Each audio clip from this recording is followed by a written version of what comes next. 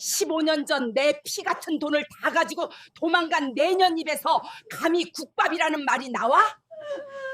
살을 에이는 듯한 매서운 눈보라가 낡은 국밥집의 유리문을 미친 듯이 때리던 깊은 밤. 15년 전 제 모든 것을 앗아가고 야반도주했던 철천지원수 정의가 다 죽어가는 꼴을 하고 제 앞에 나타났습니다. 손을 벌벌 떨며 제게 건넨 첫마디는 엎드려 비는 사죄가 아닌 뜨끈한 국밥 한 그릇만 달라는 기가 막힌 애원이었습니다. 당장이라도 가마솥에서 펄펄 끓는 육수를 얼굴에 끼얹고 싶었지만 핏기 없이 파랗게 질린 채 퀴퀴한 냄새를 풍기며 허물어지듯 주저앉는 그 여자의 참혹한 몰골 앞에서 저는 쥐고 있던 기름때 묻은 행주를 그만 툭 떨어뜨리고 말았습니다. 당장 내 가게에서 나가 얼어 죽든 말든 내 알바 아니까. 도끼품은 제 쇳소리가 텅 빈 식당 안을 날카롭게 찢었지만 정의는 짐승처럼 차가운 시멘트 바닥에 웅크린 채 가쁜 숨만 몰아쉴 뿐이었습니다. 온기를 향한 지독한 생존 본능과 15년 동안 썩어 문드러진 제 분노가 뽀얗게 우러난 사골 육수 냄새 속에서 팽팽하게 엉켜붙던 그 숨 막히는 밤. 과연 이 지독하고도 얄궂은 재회는 제 삶을 다시 한번 생지옥으로 끌어내리려는 악마의 장난일까요? 아니면 아직 밝혀지지 않은 거대한 진실의 서막일까요? 피보다 진했던 두 친구의 잔인한 겨울밤, 그 충격적인 이야기가 지금 시작됩니다. 안녕하세요. 사연 듣기 좋은 날, 그날 서재입니다. 어디서 듣고 계신지 댓글로 작성해 주시면 그곳으로 행운이 깃들길 기도드리겠습니다. 그리고 마음이 허락된다면 지금 구독과 좋아요 부탁드립니다. 그럼 가슴 먹먹한 감동과 속이 뻥 뚫리는 통쾌함이 함께하는 시간, 사연 라디오 시작하겠습니다. 칼바람이 유난히도 매섭게 창호지를 때리던 그날 밤을 저는 아직도 생생하게 기억합니다. 도심에서 한참을 벗어난 변두리 골목, 제가 홀로 지키고 있는 이 작은 국밥집 연화식당에는 그날따라 유난히 짙은 사골 육수 냄새가 배어 있었어요. 하루 종일 커다란 가마솥 앞에서 팔을 썰고 핏물을 빼내고 뽀얗고 진한 뼈국물을 끓여내며 보낸 참으로 길고도 고단한 하루였지요. 손님이 모두 끊긴 텅 빈 식당 안에는 낡은 벽시계의 초침소리만 규칙적으로 울려 퍼지고 있었고 저는 굽은 허리를 두드리며 뚝배기에 남은 물기를 행주로 천천히 닦아내고 있었습니다. 유리에 비친 제 얼굴을 가만히 들여다보는데 깊게 파인 주름과 거칠어진 피부가 새삼스레 눈에 들어오더군요. 참으로 부단히도 살아왔구나. 스스로를 위로하면서도 가슴 한구석에는 늘 채워지지 않는 서늘한 바람이 불고 있었습니다. 사람이 사람을 온전히 믿는다는 것, 그리고 그 믿음이 무참히 짓밟혔을 때 남겨지는 상처가 얼마나 깊고 참혹한 것인지 겪어보지 않은 사람은 아마 평생을 가도 모를 겁니다. 제게도 한때는 세상 그 무엇과도 바꿀 수 없었던 다정한 친구가 있었으니까요. 정이 제 입으로 그 이름을 다시 부르기까지 무려 15년이라는 끔찍한 세월이 필요했습니다. 그때 우리는 서울 한복판에서 제법 번듯한 한복집을 동업하며 자매보다 더 깊은 정을 나누고 살았습니다. 정희는 솜씨가 참 좋은 사람이었어요. 그 애가 고운 비단에 술을 놓고 매듭을 지을 때면 저는 옆에서 손님들을 맞이하며 우리 가게가 번창하는 꿈을 꾸었죠. 우리는 서로의 눈빛만 봐도 무슨 생각을 하는지 알았고 좋은 일이 생기면 가장 먼저 달려가 부둥켜 안고 울고 웃던 그런 사이였습니다. 저는 정의를 제 피부치보다 더 믿었고 제 인생의 든든한 버팀목이라고 굳게 믿어 의심치 않았어요. 하지만 그 굳건했던 믿음이 산산조각 나는 데에는 단 하루아침이면 충분하더군요. 아직도 그날의 서늘했던 새벽 공기를 잊을 수가 없습니다. 평소처럼 가게 문을 열고 들어섰을 때 저를 맞이한 건 언제나 곁에 있던 정희의 환한 미소가 아니라 짐이 모두 빠져나가 텅 비어버린 싸늘한 가게 안의 적막뿐이었습니다. 처음에는 도둑이 든 줄 알았어요. 떨리는 손으로 정희에게 전화를 걸고 또 걸었지만 수화기 너머로는 차가운 기계음만 반복해서 흘러나왔죠. 불길한 예감은 왜 한 번도 틀리는 법이 없는지 서랍을 열어보니 가계보증금과 우리가 10년 넘게 부어왔던 갯돈 통장, 심지어 제 이름으로 몰래 받아놓은 대출 서류들까지 모조리 사라진 뒤였습니다. 그 자리에서 저는 다리에 힘이 풀려 주저앉고 말았습니다. 하늘이 무너진다는 말은 결코 비유가 아니었어요. 눈앞이 캄캄해지고 숨이 턱턱 막혀와서 당장이라도 죽을 것만 같았으니까요. 어제까지만 해도 내 손을 잡고 호호 웃으며 같이 늙어가자던 친구가 어떻게 내 등에 이렇게 잔인하게 칼을 꽂을 수 있는지 도무지 이해할 수가 없었습니다. 배신감이라는 감정은 단순히 슬프거나 화가 나는 것을 넘어 제 존재 자체를 송두리째 부정당하는 듯한 지독한 고통이었습니다. 그날 이후로 제 삶은 완전히 시궁창으로 곤두박질 쳤습니다. 매일같이 찾아오는 빚쟁이들의 험악한 독촉에 시달려야 했고 밤낮 없이 울리는 협박 전화에 심장이 쪼그라들어 편히 잠든 밤이 단 하루도 없었죠. 결국 살고 있던 작은 전셋집마저 넘어가고 눈에 넣어도 아프지 않을 어린 자식들을 눈물을 머금고 시골의 친정어머니께 맡겨야만 했습니다. 돌아서는 아이들의 뒷모습을 보며 저는 혀를 깨물고 죽고 싶은 심정이었지만 그럴 용기조차 없어 짐승처럼 울부짖기만 했어요. 그래서 저는 악착같이 살았습니다. 아니, 살아남아야만 했습니다. 식당 주방에 기름때를 벗기고 한겨울에는 찬물에 손을 담가 산더미 같은 불판을 닦았으며 새벽에는 텅 빈 빌딩의 화장실을 청소하며 뼈가 으스러지도록 일했습니다. 엄동설 안에 고무장갑 하나 없이 언손으로 걸레를 쥐다 보니 손등이 쩍쩍 갈라져 피가 배어 나왔지만 고춧가루가 묻은 행주를 비틀어 짤 때의 그 쓰라림보다 정의를 향한 분노와 원망이 훨씬 더 컸기에 그 고통조차 느낄 겨를이 없었습니다. 속이 문드러지고 가슴에 피멍이 들 때마다 저는 허공에 대고 수없이 그 이름을 저주했어요. 언젠가 내 눈앞에 다시 나타난다면 그때는 내 손으로 그 여자의 멱살을 쥐고 왜 그랬냐고 어떻게 나한테 그럴 수 있냐고 피를 토하듯 묻고 싶었습니다.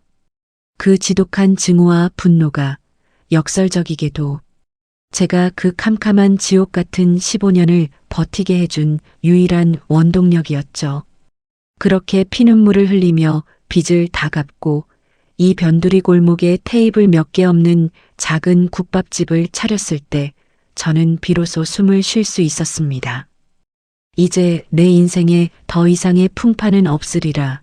그저 다가오는 노년을 조용히 끓어오르는 가마솥 김 속에 묻고 살리라 다짐했거든요. 그런데 문득 처마 끝을 세차게 때리던 바람소리를 뚫고 가느다란 청동 풍경 소리가 딸랑하고 식당 안의 정적을 깼습니다. 저는 닫고 있던 뚝배기를 조심스레 내려놓으며 문 쪽을 향해 고개를 돌렸죠. 오늘 장사는 다 끝났다고 이제 문을 닫으려던 참이라고 말하려던 제 입술은 희미한 가로등 불빛 아래 서 있는 한 사람의 실루엣을 보는 순간 그대로 굳어버리고 말았습니다. 유리문 너머로 눈보라를 고스란히 막고 서 있는 사람이 추위에 잔뜩 웅크린 채 허리가 반쯤 꺾여 있는 초라한 노파. 문을 열고 들어오지도 못한 채 문고리를 쥔 앙상한 손만 파르르 떨고 있는 그 모습이 처음엔 그저 안쓰럽고 불쌍한 길손인 줄만 알았습니다. 하지만 삐걱거리는 문이 천천히 열리고 식당의 따뜻한 불빛이 그 노파의 푹 숙인 얼굴 위로 드리워졌을 때, 그리고 마침내 그 사람이 저를 향해 천천히, 아주 천천히 고개를 들어 올렸을 때, 저는 제 심장이 그대로 바닥으로 쿵 하고 떨어져 내리는 것을 느꼈습니다. 눈앞이 하얗게 전멸하고 주변의 모든 소리가 한순간에 진공 상태로 빨려 들어간 것처럼 아득해졌죠. 숨을 쉴 수가 없었습니다.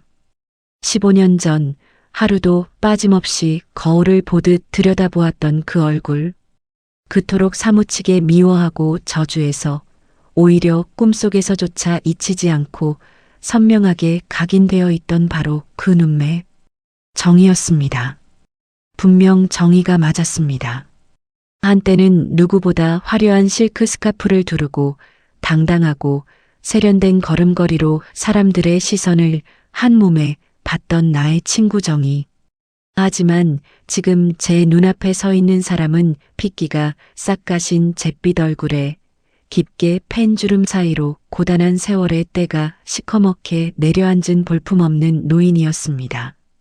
한때 반짝이던 눈동자는 빛을 잃고 푹 꺼져 있었고 입술은 혹독한 추위에 파랗게 질려 쉴 새 없이 달달 떨리고 있었죠.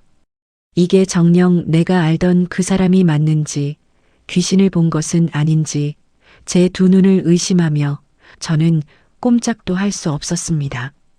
참으로 이상한 일이지요. 15년을 하루같이 벼르고 벼르던 원수를 이렇게 내 눈앞에서 마주했는데 당장 달려가 뺨이라도 올려붙이고 머리채를 틀어쥐어야 마땅한데 제 몸은 마치 무거운 납덩이에 짓눌린 것처럼 단 한 발자국도 떨어지지 않았습니다. 뱃속 저 깊은 곳에서부터 뜨겁고 거대한 불길이 치밀어 오르는 것 같았지만 동시에 얼음물이라도 뒤집어 쓴 듯 온몸이 사시나무처럼 떨려왔습니다. 소리를 지르려 해도 목구멍에 커다란 돌덩이가 낀 것처럼 꺽꺽거리는 숨소리만 맴돌 뿐이었죠. 우리는 그 자리에 못 박힌 듯 서서 서로를 바라보았습니다. 아니, 정희는 저를 똑바로 쳐다보지도 못한 채 그저 초점 잃은 눈으로 제 발끝만 향하고 있었어요. 밖에서 몰아치는 눈보라가 열린 문틈으로 밀려들어와 제 뺨을 날카롭게 핥히었지만 저는 추위조차 느끼지 못한 채 그저 정의의 초라한 어깨 위로 속절없이 녹아내리는 눈송이만 멍하니 바라보았습니다. 얼마의 시간이 흘렀을까요? 영원처럼 길게 느껴지던 그 숨막히는 침묵을 깬 건 정의의 덜덜 떨리는 목소리였습니다. 명수가. 갈라지고 쉰 목소리. 하지만 분명한 제 이름 석자. 그 부름에 저는 들고 있던 마른 행주를 나도 모르게 툭 떨어뜨리고 말았습니다. 나 뜨끈한 국밥 한 그릇만, 국물 한 모금만 적선해주게. 그 애의 입에서 나온 말은 변명도 사과도 아니었습니다. 그저 죽어가는 짐승의 앓는 소리처럼 뱉어낸 적선이라는 단어. 그 순간 제 안에 겹겹이 쌓여있던 15년치의 거대한 원망과 분노의 두기, 걷잡을 수 없는 혼란과 알 수 없는 서글픔으로 뒤엉키며 무너져 내리기 시작했습니다. 적선이라니 내가 나한테 감히 적선해달라는 소리를 해? 목구멍 끝까지 차올랐던 그 서리빨 같은 원망은 끝내 입 밖으로 나오지 못한 채 허공을 맴돌다 흩어졌습니다.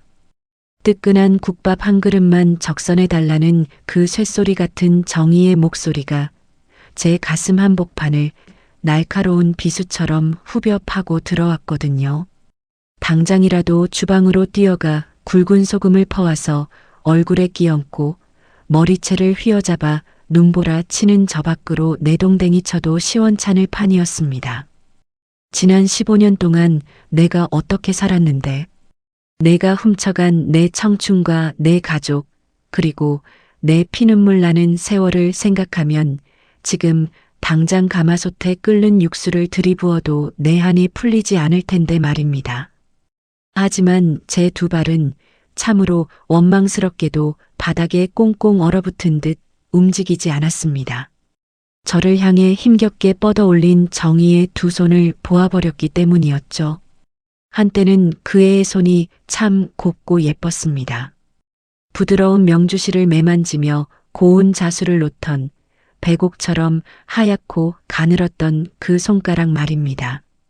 그런데 지금 제 눈앞에서 바들바들 떨고 있는 그 손은 도무지 사람의 것이라고는 믿기지 않을 만큼 참혹하게 망가져 있었습니다.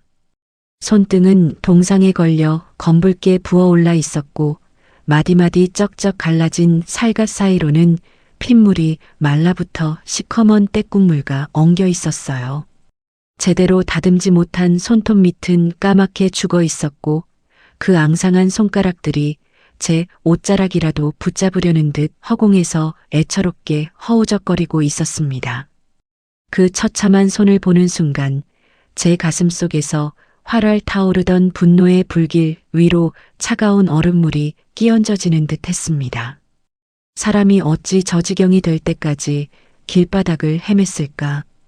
그 모진 세월이 고스란히 내려앉은 정의의 몰골 앞에서 저는 멱살을 잡으려던 손을 천천히 거두고 말았습니다. 지독한 배신감보다 앞서버린 얄팍한 동정심. 저는 그런 제 자신이 너무도 바보 같고 한심해서 견딜 수가 없었어요. 결국 저는 획하니 돌아서서 주방 가마솥 쪽으로 걸음을 옮기고 말았습니다. 뒤통수로 정의의 가쁜 숨소리가 들려왔지만 애써 모른 척하며 가스레인지 불을 가장 세게 켜고 뚝배기에 뽀얀 사골 육수를 퍼 담았지요. 뚝배기 안에서 육수가 다시 부글부글 끓어오르기 시작했습니다. 구수하고도 진한 고기 냄새가 좁은 주방 안에 훅 하고 퍼지는데 끓어오르는 저 거품이 마치 제 끓는 속내 같아서 눈시울이 붉어졌습니다. 명수가, 넌 미쳤어. 제정신이 아니야. 내 인생을 통째로 구렁텅이에 쳐넣은 원수한테 따뜻한 밥을 차려주다니. 당장 쫓아내. 경찰을 부르든 빗자루로 내치든 당장 저 문 밖으로 쫓아내란 말이야. 수없이 속으로 제 자신을 다그치고 욕을 퍼부었지만 덜덜 부딪히는 정의의 이빨 소리가 귓가를 때릴 때마다 저는 국자로 국물을 젓고 있는 제 손을 멈출 수가 없었습니다. 팔을 송송 썰어넣고 얇게 썬 고기 고명을 한 움큼 집어넣으려다 멈칫하고는 이내 화가 나서 고명을 든 손을 획 걷어버렸어요. 저런 염치 없는 인간에게 고기 한 점조차 사치라는 생각에 그저 펄펄 끓는 멀건 국물에 밥만 푹푹 말아 거친 뚝배기째로 들고 나왔습니다. 먹어. 허기나 채우고 당장 내 가게에서 나가. 탁자 위에 뚝배기를 얼마나 세게 내려놓았는지 뜨거운 국물이 찰랑거리며 제 손등 위로 튀어 올랐습니다. 데일 듯이 뜨거웠지만 그깟 화기 따위는 신경 쓸 겨를도 없었어요. 제 목소리는 제가 듣기에도 소름이 끼칠 만큼 차갑고 날카롭게 떨리고 있었습니다. 정희는 제 모진 말에는 아랑곳하지 않고 그저 탁자 위에서 김이 모락모락 피어오르는 뚝배기만을 짐승처럼 뚫어져라 쳐다보았습니다. 그리고는 덜덜 떨리는 손으로 허겁지겁 숟가락을 움켜쥐더군요. 입술과 혀가 데이는 것도 모르는 채 뜨거운 국물과 밥알을 목구멍으로 마구 밀어넣기 시작했어요. 조용한 식당 안에 정희가 뜨거운 국밥을 탐욕스럽게 삼키는 소리만 처연하게 울려 퍼졌습니다. 국물이 턱을 타고 흘러내려 낡은 패딩 점퍼를 적시는데도 닦아낼 생각조차 하지 못하고 뚝배기 바닥을 득득 긁어가며 마지막 한 방울까지 하차먹듯 비워내는 그 모습. 저는 그 광경을 차마 똑바로 지켜볼 수가 없어서 고개를 돌려버리고 말았습니다. 15년 전 그토록 도도하고 깔끔을 떨던 정의는 온데간데없고 그저 지독한 추위와 굶주림 앞에서는 최소한의 염치마저 내던져버린 가여운 목숨 하나만 덩그러니 남아 있었으니까요. 그 지독한 모순 앞에서 저는 분노해야 할지 슬퍼해야 할지 갈피를 잡지 못해 가슴만 치며 서 있었습니다. 그릇을 다 비운 정희는 그제야 살 것 같다는 듯 깊은 한숨을 내쉬더니 숟가락을 내려놓고는 바닥으로 사르르 주저앉았습니다. 문 밖으로 나갈 기력조차 남아있지 않은 것 같았어요. 아니, 어쩌면 나갈 곳이 없었던 거겠죠. 밖은 여전히 살을 에이는 듯한 눈보라가 몰아치고 있었고 앙상하게 마른 그 몸뚱이 하나 누일 곳이 이 세상 천지에 어디에도 없다는 것을 그의 절망적인 눈빛이 말해주고 있었습니다. 정희는 식당의 가장 구석진 자리, 온풍기 바람조차 잘 닿지 않는 후미진 벽에 등을 기대고 무릎을 끌어안은 채 짐승처럼 몸을 둥글게 말았습니다. 그 모습을 내려다보는 제 속은 그야말로 시커멓게 타들어가고 있었습니다.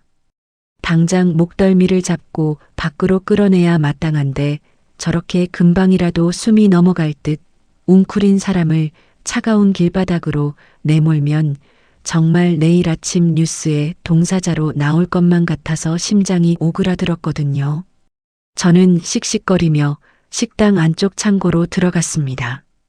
그리고 제가 가끔 야간 작업을 할 때 덮으려고 두었던 퀴퀴한 냄새가 나는 낡은 담요 하나를 거칠게 집어들고 나왔습니다.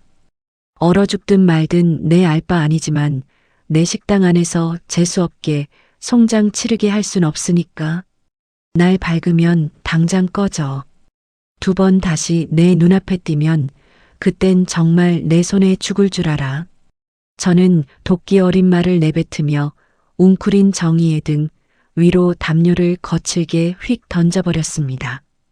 담요가 머리 위로 떨어졌지만 정희는 미동조차 하지 않았어요. 그저 얇은 담요 아래서 작은 어깨만 가늘게 떨고 있을 뿐이었죠. 그 뒷모습을 보고 있자니 갑자기 눈시울이 뜨거워지며 목구멍으로 날카로운 가시가 넘어가는 듯한 통증이 밀려왔습니다. 저는 터져나오는 울음을 참기 위해 입술을 꽉 깨물고 카운터 쪽으로 걸음을 옮겼습니다. 식당의 불을 모두 끄고 작은 무드등 하나만 남겨둔 채 의자에 주저앉았죠. 캄캄한 어둠 속에서 등 뒤로 정희의 색색거리는 얕은 숨소리가 규칙적으로 들려오기 시작했습니다. 그 소리를 듣고 있으니 지난 15년 동안 억지로 묻어두었던 제 인생의 가장 참혹하고 외로웠던 시간들이 본물 터지듯 밀려오더군요. 당장 내일 먹을 쌀이 없어서 어린 자식들 앞에서 남몰래 수돗물로 배를 채우던 밤들. 빚쟁이들이 식당으로 들이닥쳐 행패를 부릴 때마다 바닥에 엎드려 제발 살려달라고 갚겠다고 바짓가랑이를 붙잡고 빌며 흘렸던 수치스러운 눈물들. 그리고 겨울밤 난방조차 되지 않는 차가운 단칸방 바닥에 누워 정희의 이름을 부르짖으며 피가 나도록 맹가슴을 치던 수많은 밤들까지. 그 끔찍한 세월을 나 홀로 어떻게 견뎌냈는데, 어떻게 버텨서 얘까지 왔는데, 왜 이제 와서 내 앞에 나타난 거야? 차라리 어디서 잘 먹고 잘 살고 있다고 믿게 내버려 두지. 왜 이렇게 비참한 꼴로 나타나서 사람 마음을 후벼 파는 건데. 소리조차 내지 못한 채 저는 카운터 위로 고개를 푹 파묻고 흐느껴 울기 시작했습니다.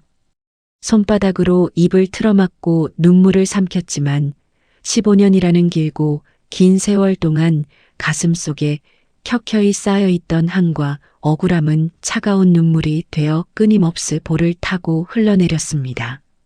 문 밖에 매서운 칼바람 소리와 식당 구석에서 웅크린 채 잠든 원수의 숨소리, 그리고 어둠 속에서 홀로 어깨를 들썩이며 우는 제 울음소리가 뒤엉켜 그날 밤 식당의 공기는 그 어느 때보다 무겁고 처연하게 내려앉고 있었습니다. 도저히 끝날 것 같지 않은 참으로 길고도 잔인한 겨울밤이었죠. 뜬 눈으로 밤을 지새우다시피 한 다음 날 아침이었습니다. 낡은 창틀 사이로 스며드는 우풍에 몸을 떨며 선잠에서 깨어났을 때 식당 안은 쥐 죽은 듯이 고요했어요. 지난밤에 그 숨막히던 시간들이 혹시 내가 만들어낸 끔찍한 악몽은 아니었을까? 눈을 뜨자마자 저는 서둘러 카운터 너머로 고개를 빼꼼히 내밀어 식당 구석의 그 후미진 자리를 살폈습니다. 하지만 그곳은 텅 비어 있었습니다. 제가 홧김에 던져주었던 낡고 퀴퀴한 담요만이 누군가 정성스럽게 매만진 듯 반듯하게 개켜져 탁자 위에 놓여 있을 뿐이었죠. 그 텅 빈 자리를 보는 순간 가슴 한구석에서 안도감인지 허탈감인지 모를 이상한 감정이 왈칵 밀려들더라고요. 그래, 날이 밝으면 당장 꺼지라고 했으니 제 발로 나간 게지. 염치라는 게 티끌만큼이라도 남아있다면 어떻게 내 얼굴을 다시 볼 수 있겠어. 속으로 그렇게 중얼거리며 억지로 마음을 다잡으려는데 문득 식당 밖에서 일정한 간격으로 기분 좋은 마찰음이 들려오기 시작했습니다. 사각, 사각. 마치 누군가 규칙적인 박자로 얼어붙은 땅을 어루만지는 듯한 소리였어요. 이상한 마음에 겉옷을 대충 걸쳐 입고 유리문 밖으로 나선 저는 그 자리에 못 박힌 듯 멈춰 서고 말았습니다. 살을 에이는 듯한 매서운 아침 공기 속에서 정희가 빗자루를 들고 식당 앞 골목에 쌓인 눈을 쓸고 있었거든요. 장갑 하나 끼지 않은 맨손이었습니다. 어젯밤 보았던 그 참혹하게 갈라진 손으로 무거운 빗자루를 꽉 쥔 채 제 몸 하나 가누기도 힘들어 보이는 굽은 허리를 이끌고 언 땅을 벅벅 쓸어내고 있었지요. 밤새 내린 눈이 발목까지 푹푹 빠질 만큼 쌓여 있었는데 우리 국밥집 앞부터 저 멀리 큰 길로 이어지는 골목 어기까지 이미 한 사람이 간신히 지나다닐 수 있을 만큼 좁고 기다란 길이 반듯하게 나 있었습니다. 그 앙상한 뒷모습을 보고 있자니 어젯밤에서 억눌렀던 분노가 다시금 정수리 끝까지 치밀어 올랐습니다. 지금 여기서 뭐 하는 거야? 날 밝으면 당장 내 눈앞에서 사라지라고 했잖아. 누가 너더러 눈을 쓰려고 했어. 제가 매섭게 소리치자 정희는 흠칫 놀라며 빗자루를 쥔 채로 천천히 뒤를 돌아보았습니다. 추위에 곱은 손과 파랗게 질린 입술, 그리고 죄인처럼 푹 숙인 고개. 정희는 제 섯을 펄언 호통에도 아무런 변명을 하지 않았습니다. 그저 시선을 바닥에 떨군 채 기어들어가는 목소리로 조용히 대답할 뿐이었죠. 미안해. 눈이 너무 많이 와서. 손님들 오시다가 미끄러지면 안 되니까. 이것만 다 쓸고 그러고 갈게. 그 말끝에 묻어나는 물기 어린 떨림이 제 가슴을 또 한 번 날카롭게 긁고 지나갔습니다. 저는 씩씩거리며 다가가 정희의 손에서 빗자루를 거칠게 빼앗아 바닥에 내동댕이 쳤어요. 꼴도 보기 싫으니까 당장 가라고. 내가 내 식당 앞에서 얼쩡거리는 것만 봐도 속에 천불이 난다고 모진 소리를 퍼부었지요.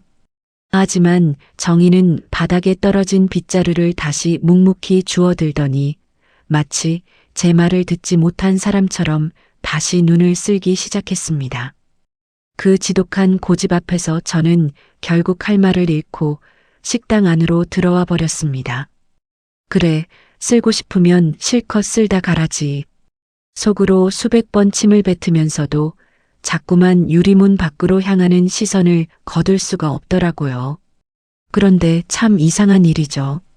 눈을 다 쓸고 나면 미련 없이 떠날 줄 알았던 정희는 그날 하루 종일 식당 주위를 맴돌며 떠나지 않았습니다. 제가 주방에서 펄펄 끓는 가마솥 육수를 젓고 있으면 어느새 홀로 들어와 말없이 국밥집에 끈적이는 탁자를 닦고 있었고 제가 뚝배기들을 씻어내려 치면 저보다 먼저 고무장갑을 끼고 들어가 개수대 앞을 차지했습니다. 처음엔 화가 났습니다. 내가 이런다고 내가 널 용서할 줄 아느냐고 15년 전 내 등에 꽂은 칼이 이런 알량한 걸레질 몇 번으로 뽑힐 줄 아느냐고 소리도 쳐보았죠. 하지만 정희는 제가 아무리 가시돋친 구박을 쏟아내고 행주를 빼앗아 집어 던져도 묵묵히 다시 주워들고 바닥을 기어다녔습니다. 그렇게 며칠의 시간이 꿈결처럼 혹은 악몽처럼 흘러갔습니다. 우리는 한 공간에 있으면서도 철저히 서로를 투명 인간 취급했어요. 저는 정희에게 단 한 번도 눈길을 주지 않았고 밥 한 술 챙겨주지 않았습니다.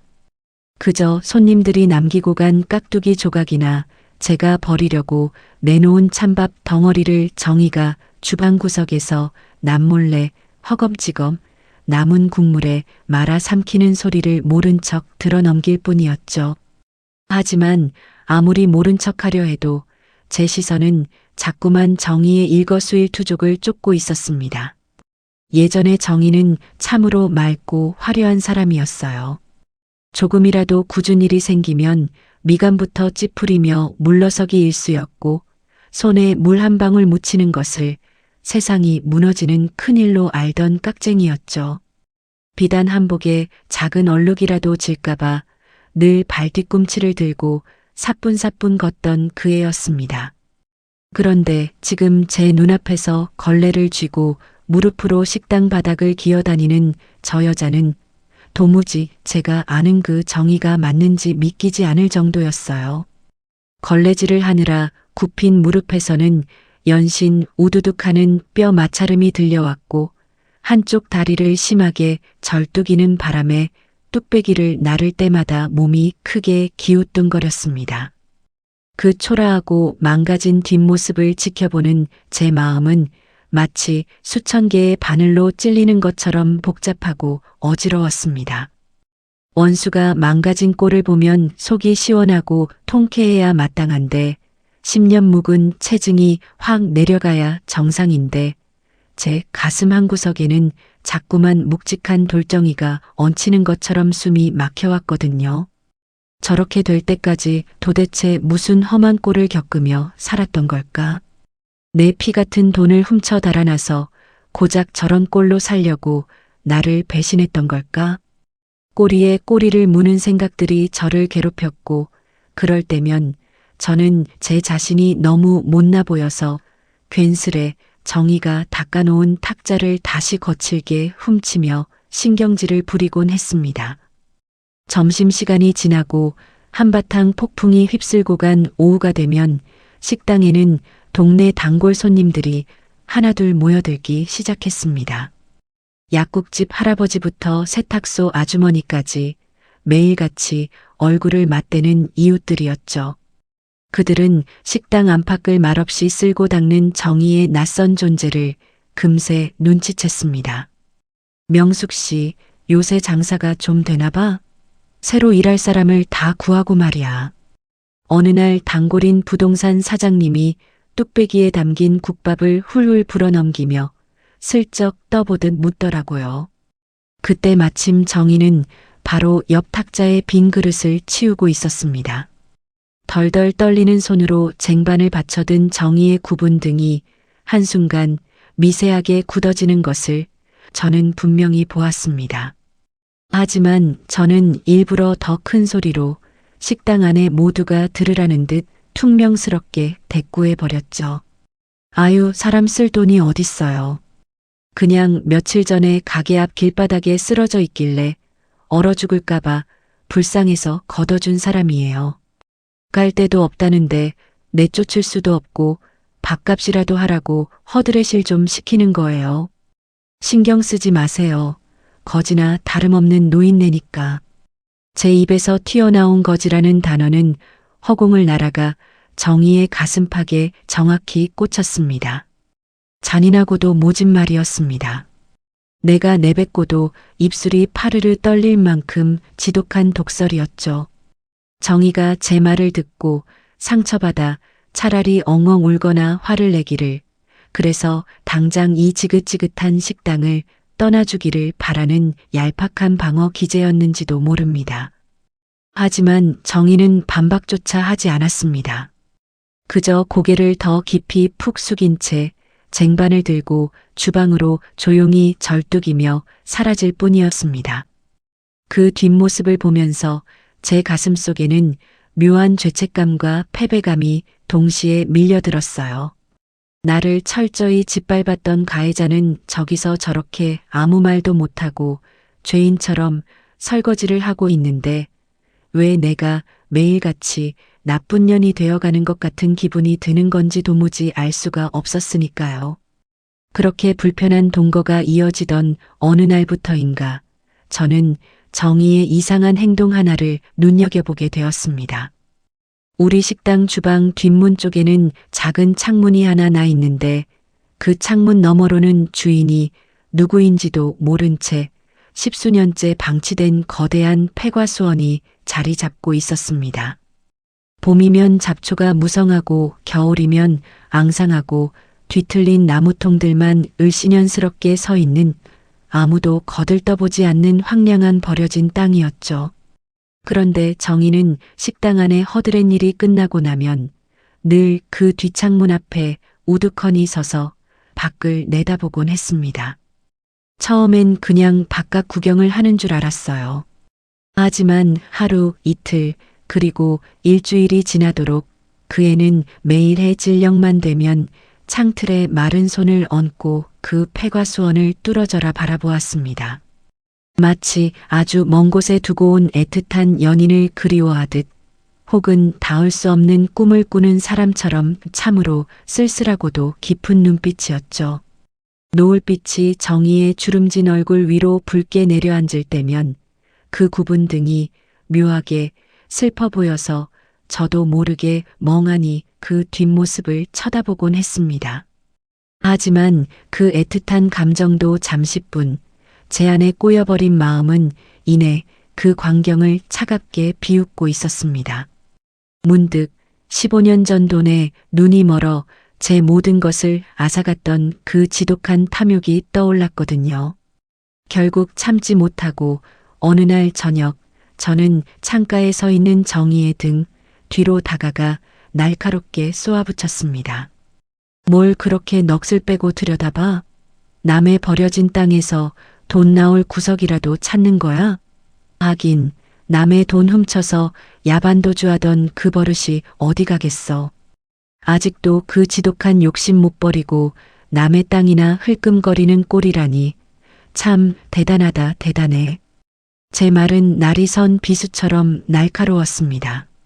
15년 묵은 분노를 담아 가장 아픈 곳을 찔러대는 가시였죠. 제 모진 말에 정희의 몸이 가늘게 떨리는 것이 보였습니다. 정희는 천천히, 아주 천천히 제 쪽으로 고개를 돌렸습니다.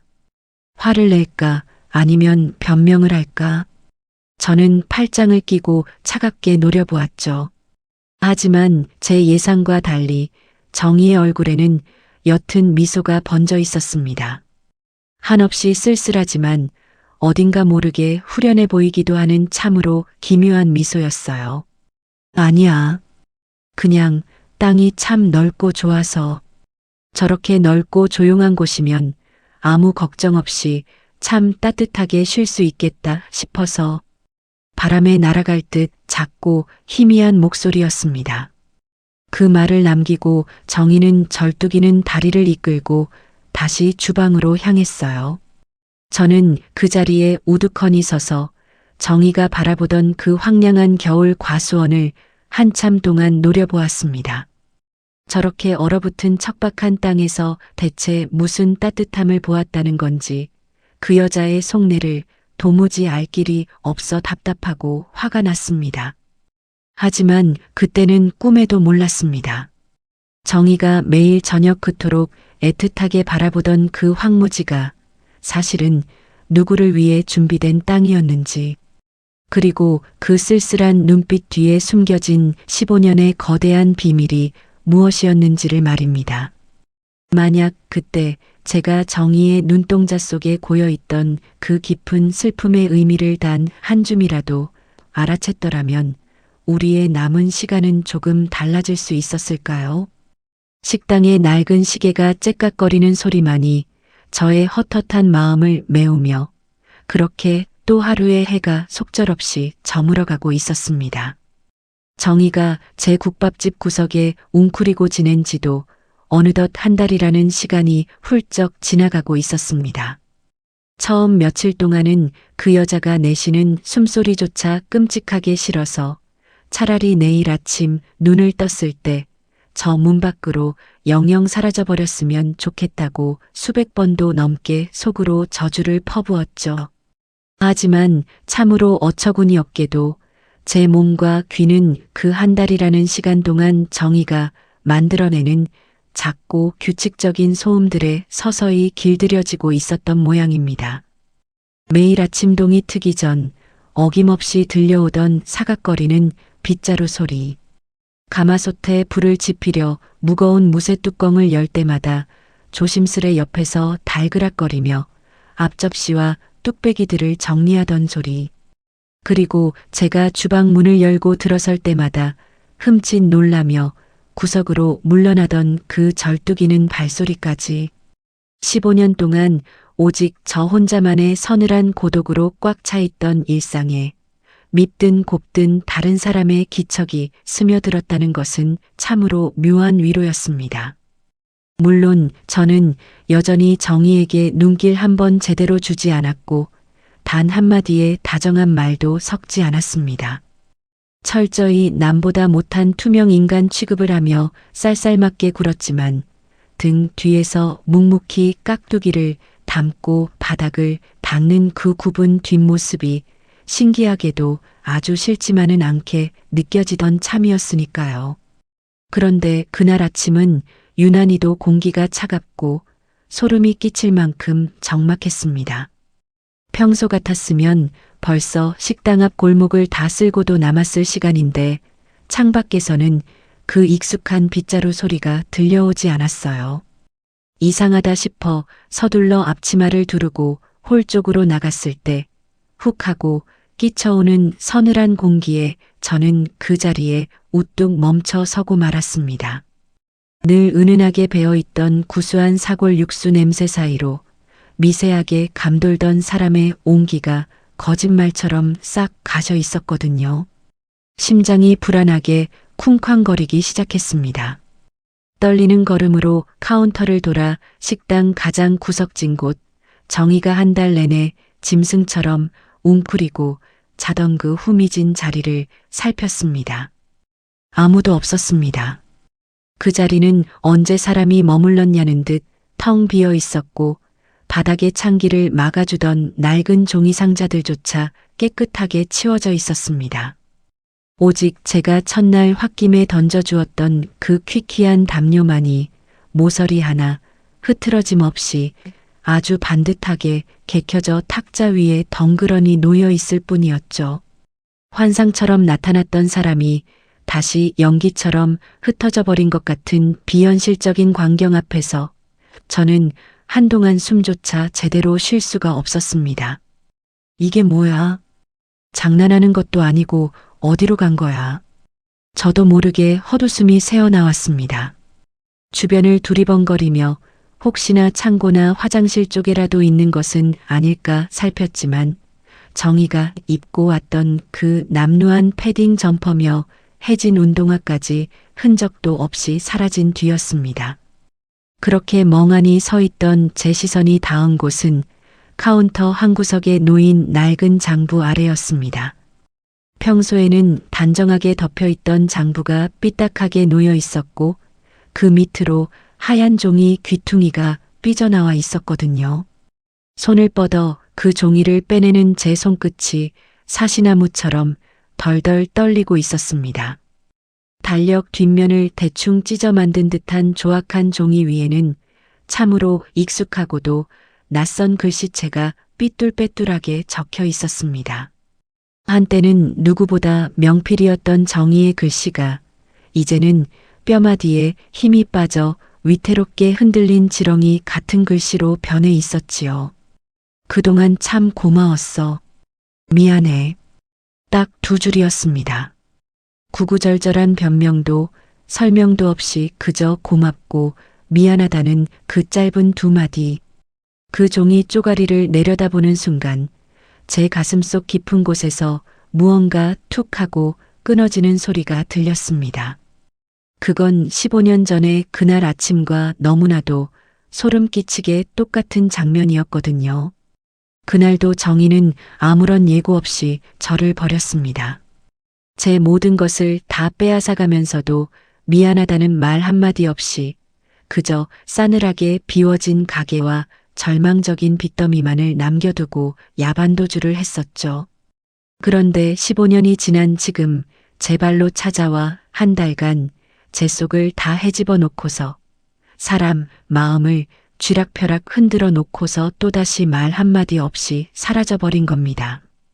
나쁜 년, 지독하게 이기적인 년, 내가 감히 또 나한테 이래? 내가 어떻게 나한테 또 이럴 수가 있어. 국밥집 안이 쩌렁쩌렁 울리도록 악을 쓰며 저는 그 짧은 쪽지를 양손으로 움켜쥐고 박박 찢어버렸습니다. 종이 조각들이 눈송이처럼 차가운 바닥 위로 흩날려 떨어졌지만 치밀어 오르는 화는 조금도 가라앉지 않았어요. 탁자 위에 가지런히 놓여있던 담요를 집어들어 바닥에 내동댕이 치고 정희가 매일 아침 쓰던 빗자루를 발로 걷어차며 저는 어린아이처럼 엉엉 소리 내어 울부짖었습니다. 차라리 오지를 말지. 내 눈앞에 다시 나타나지를 말지. 15년 동안 간신히 정말 피를 토하는 심정으로 간신히 굳은 살을 박여놓았던 상처를 제멋대로 들쑤셔 놓고 이제 와서 이깟 쪽지 한 장 덜렁 남겨두고 또 도망을 쳐? 저 혼자 고맙고 미안하면 다 끝나는 일이란 말인가. 나를 2번이나 처참하게 버려두고 간 그 여자의 얄미운 잔인함에 치가 떨려 저는 그 자리에 주저앉아 짐승처럼 가슴을 치며 울었습니다. 하지만 참으로 미칠 것 같았던 것은 그토록 원망스럽고 밉기만 한 그 여자의 빈자리가 당장이라도 숨이 멎을 것처럼 허전하고 시리게 느껴졌다는 사실이었습니다. 정희가 사라지고 난 뒤의 며칠은 그야말로 엉망진창이었습니다. 저는 보란듯이 억지로 더 씩씩하게 움직이려 애썼습니다. 평소보다 식당 바닥을 더 빡빡 문질러 닦았고 손님들에게는 과장될 정도로 큰 소리로 웃으며 인사를 건넸죠. 누가 묻지도 않는데 그 거렁뱅이 노인네. 아유, 자기 발로 나갔어. 속이 다 시원하네. 하며 애써 아무렇지 않은 척 허세를 부렸지만 사실 제 마음속은 텅 빈 뚝배기처럼 서늘한 공허함으로 가득 차 있었습니다. 오후가 되어 해가 뉘엿뉘엿 지고 주방 창가에 붉은 노을이 들이칠 때면 저도 모르게 뒷문 쪽으로 고개가 돌아가곤 했습니다. 매일 그맘때면 정희가 그 창틀에 마른 손을 얹고 황량한 폐과 수원을 그토록 쓸쓸하고 깊은 눈빛으로 바라보곤 했으니까요. 이제는 아무도 서 있지 않은 텅 빈 창가를 보며 저는 덜덜 떨리던 정희의 굽은 등과 쩍쩍 갈라진 손등, 그리고 남은 국물에 밥을 비벼 허겁지겁 삼키던 그 가여운 모습을 자꾸만 떠올리고 있었습니다. 지금쯤 이 추운 겨울 길바닥 어디를 헤매고 있을까? 그 성치 않은 다리로 밥이나 제대로 얻어먹고 있을까? 혹시 어디 얼어 죽은 건 아닐까? 이런 등신 같은 걱정이 불쑥불쑥 고개를 내밀 때면 저는 제 가슴을 퍽퍽 치며 마음을 다잡아야 했습니다. 정신 차려. 이 명수가. 그 여자는 널 지옥으로 밀어넣은 원수야. 내가 걱정할 사람이 아니라고. 수없이 되뇌었지만 혼자 가마솥을 젓고 혼자 뚝배기를 나르는 그 익숙했던 일상이 이제는 견딜 수 없이 외롭고 낯설게만 다가왔습니다. 정희가 머물렀던 그 한 달이라는 찰나의 시간이 저의 견고했던 고독의 성벽을 완전히 허물어뜨려 버린 것이 분명했습니다. 미움도 분노도 결국은 지독한 관심과 끈끈한 정이 바탕에 깔려 있었기에 가능했던 감정이라는 것을 저는 비로소 뼈저리게 느끼고 있었지요. 차라리 못된 짓이라도 한 번 더 하고 갔다면 쌍욕이라도 실컷 할 텐데 말없이 내 주변을 닦아내며 지독하게 웅크려 있던 그 가엾은 뒷모습만을 남겨두고 홀연히 떠나버리니 저는 원망할 대상마저 잃어버린 채 저 혼자 깊은 바다에 덩그러니 남겨진 기분이었습니다. 결국 식당 문을 닫고 홀로 남은 깊은 밤이면 저는 바닥에 흩어져 있던 그 찢어진 쪽지 조각들을 몰래 주워 모았습니다. 돋보기를 쓰고 투명 테이프를 가져와 조심조심 이어붙이면서 삐뚤어진 정의의 글씨를 수십 번이고 다시 읽어내려갔죠. 참 고마웠어. 미안해. 이 짧은 문장 속에 대체 얼마나 많은 눈물과 짙은 후회가 담겨 있었을까. 그 여자는 나에게 무슨 말이 그렇게 하고 싶었길래 이토록 무거운 짐을 내 가슴에 던져두고 떠나야만 했을까. 그래. 어차피 내 인생은 늘 혼자였어. 15년 전에도 그랬고 지금도 그래. 달라진 건 아무것도 없잖아. 그깟 사람 하나 왔다 간 것뿐인데 내가 왜 이 궁상을 떨고 있는 거야. 저는 다 해진 쪽지를 카운터 서랍 깊숙한 곳에 쑤셔 넣으며 눈물이 차오르는 눈을 꾹 감아버렸습니다. 밖에서는 여전히 살을 베는 듯한 겨울바람이 가게의 낡은 셔터를 흔들고 있었고 저는 끓어오르는 가마솥 앞에서 홀로 멍하니 아궁이의 붉은 불꽃만 바라보았습니다. 어쩌면 이대로 영영 그 지독한 인연이 끝난 것일지도 모른다고 생각하면서요. 더 이상 흔들리지 말자고 내 남은 인생에 다른 사람의 자리는 없다고 굳게 다짐했지만 가슴 한가운데 뻥 뚫린 구멍 사이로는 자꾸만 시리고 서글픈 바람이 멈추지 않고 불어오고 있었습니다. 정희가 떠난 국밥집은 예전보다 훨씬 더 넓고 지독하게 차갑게 느껴졌습니다.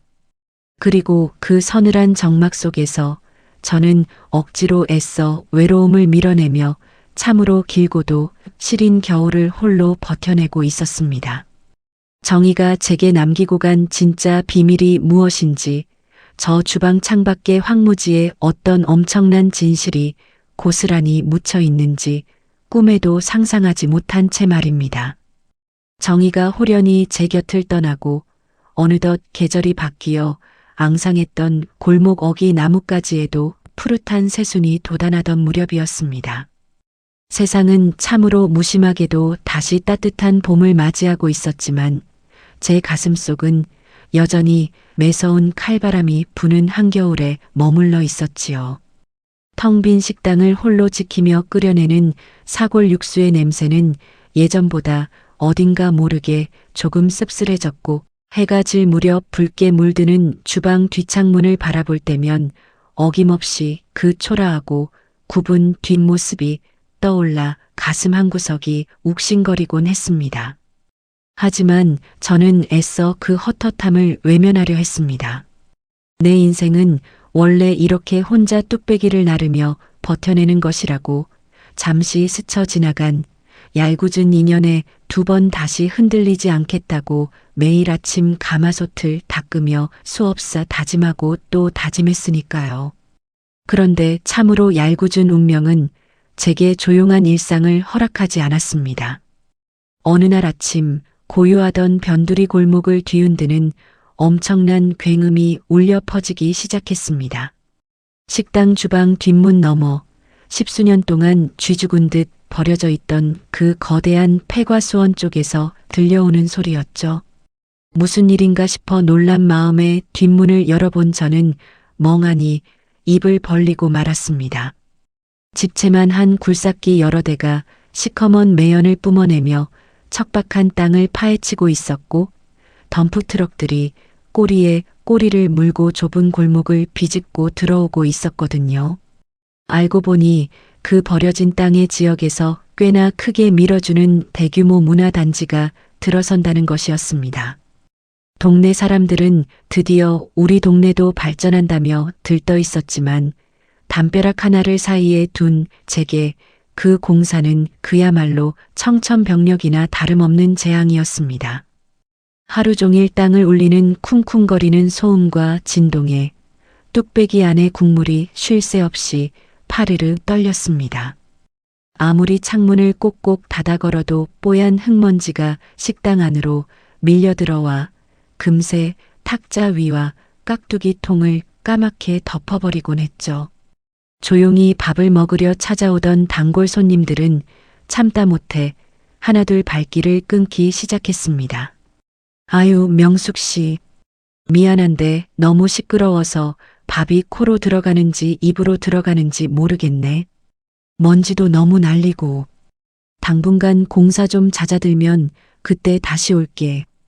미안한 표정으로 서둘러 국물을 남기고 일어서는 손님들의 뒷모습을 보며 저는 억지로 괜찮다며 웃어 보였지만 속은 새카맣게 타들어가고 있었습니다. 하루 국밥 몇 그릇 팔아 하루를 버티는 팍팍한 삶인데 공사가 몇 달이 걸릴지 몇 년이 걸릴지 모르는 상황에서 당장 월세조차 낼 길이 막막해진 겁니다. 해가 지고 공사장 인부들이 모두 떠난 뒤 먼지를 뒤집어 쓴 식당에 홀로 남아 바닥을 닦고 있자니 덜컥 겁이 나고 서러움이 밀려왔습니다. 15년 전 정희에게 모든 것을 빼앗기고 길거리에 나앉았던 그 끔찍했던 악몽이 다시 제 삶을 집어삼키려 입을 벌리고 있는 것만 같았거든요. 내가 어떻게 다시 일으켜 세운 내 인생인데 내 뼈를 갈아넣고 피눈물을 쏟아내며 간신히 마련한 내 유일한 가마솥인데 세상은 왜 이다지도 나에게 가혹한 것인지 하늘을 향해 원망의 소리라도 지르고 싶은 심정이었습니다. 그렇게 시름시름 속을 끓이며 하루하루 버텨내던 어느 날 오후였습니다. 연화식당, 김명숙 씨 계십니까? 등기 우편 왔습니다. 먼지를 털어내느라 기름때 묻은 앞치마를 두른 채 서 있던 제게 우체부 아저씨가 서류 봉투 하나를 불쑥 내밀었습니다. 오토바이 소리에 무심코 고개를 돌렸던 저는 그 노란 봉투 겉면에 찍힌 법원 등기소라는 붉은색 직인을 보는 순간 심장이 바닥으로 철렁 내려앉고 말았습니다.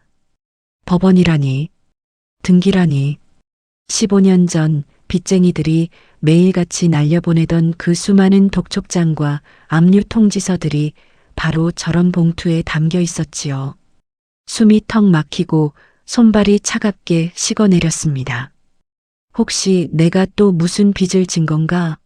아니면 예전 그 빚쟁이들이 아직도 나를 찾아낸 건가? 두려움에 사로잡힌 제 손은 사시나무처럼 덜덜 떨려 볼펜을 쥐고 서명을 하는 것조차 힘겨울 지경이었습니다. 우체부 아저씨가 떠나고 난 뒤 저는 그 얄팍하고도 무거운 서류 봉투를 두 손으로 부여잡은 채 카운터 앞 의자에 털썩 주저앉았습니다. 당장이라도 아궁이 불길 속에 던져버리고 싶었지만 도망친다고 해결될 일이 아니라는 것을 누구보다 잘 알고 있었기에 저는 떨리는 손으로 서랍을 열어 돋보기를 꺼내 썼습니다. 그리고 덜덜 부딪히는 이빨을 꽉 깨물며 조심스럽게 봉투의 봉인 선을 뜯어냈습니다. 안에는 제법 두툼한 빳빳한 서류가 여러 장 들어 있었습니다. 눈을 질끈 감았다 뜨며 첫 장을 펼친 저는 가장 위에 굵은 글씨로 적힌 문구를 보고 제 눈을 의심할 수밖에 없었습니다. 부동산 등기부 등본. 압류장도 빚 독촉장도 아니었습니다. 그건 다름 아닌 땅 문서, 즉 토지의 소유권을 증명하는 서류였죠. 의아한 마음에 돋보기를 치켜 올리며 서류의 내용을 찬찬히 읽어내려가던 제 시선이 어느 한 곳에 멈춰 선 채 그대로 얼어붙어 버렸습니다. 소유자 김명숙. 분명 제 이름 석자였습니다.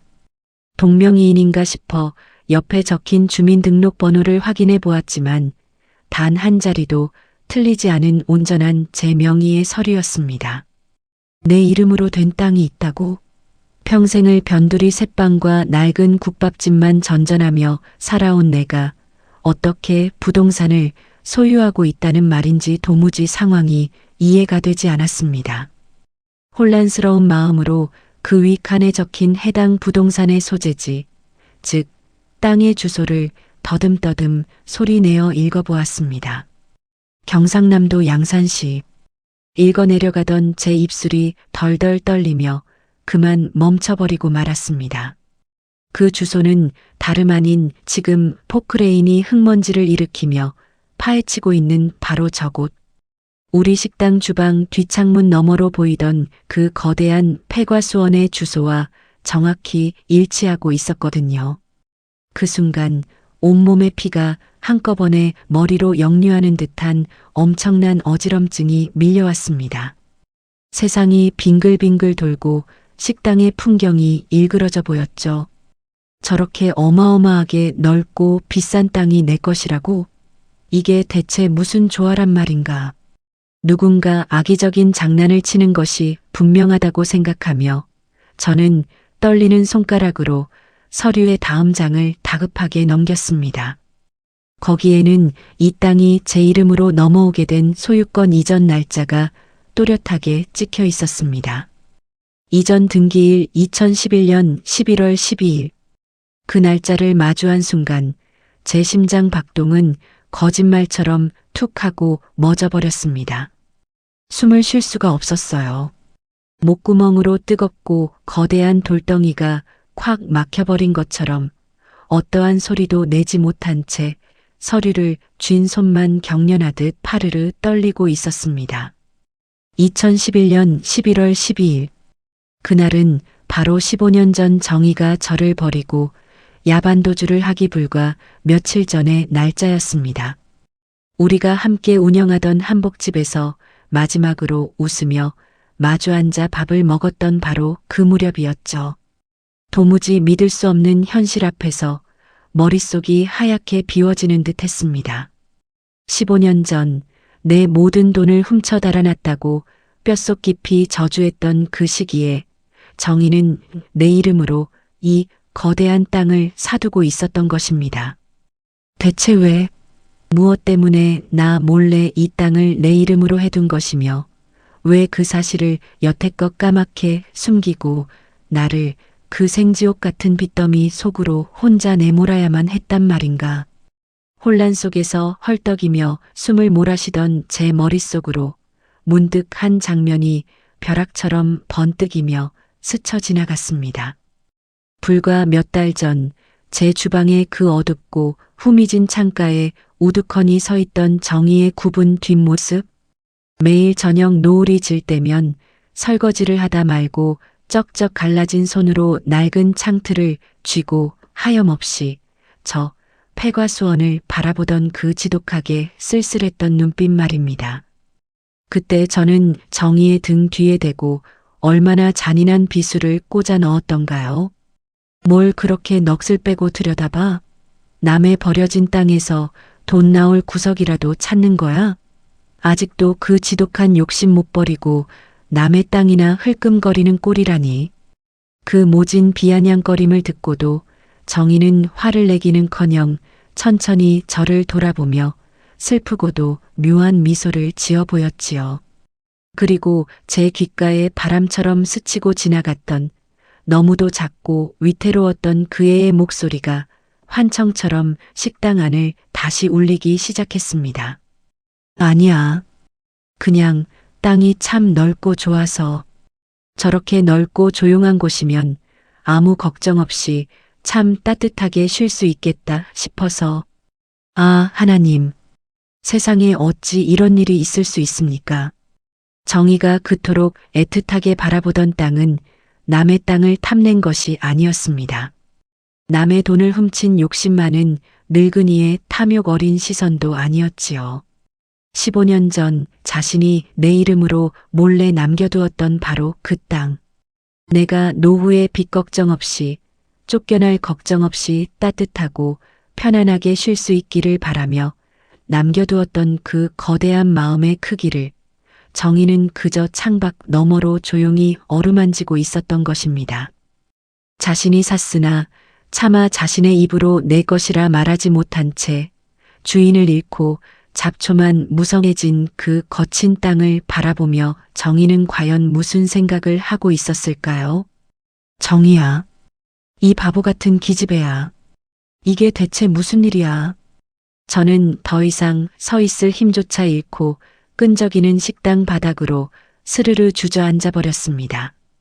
손에 쥐고 있던 빳빳한 등기 서류가 바닥으로 속절없이 떨어져 내렸고 그 위로 제 눈에서 터져 나온 뜨거운 눈물방울들이 후덕후덕 떨어져 웅크를 번지게 만들었습니다. 지난 15년 동안 단 하루도 쉬지 않고 제 마음을 단단하게 동염했던 그 견고하고 거대했던 원망의 성벽이 소리 없이 와르르 무너져 내리는 순간이었습니다. 그 여자를 죽이고 싶도록 미워하며 가마솥을 저었던 나의 15년은 과연 무엇이었던가.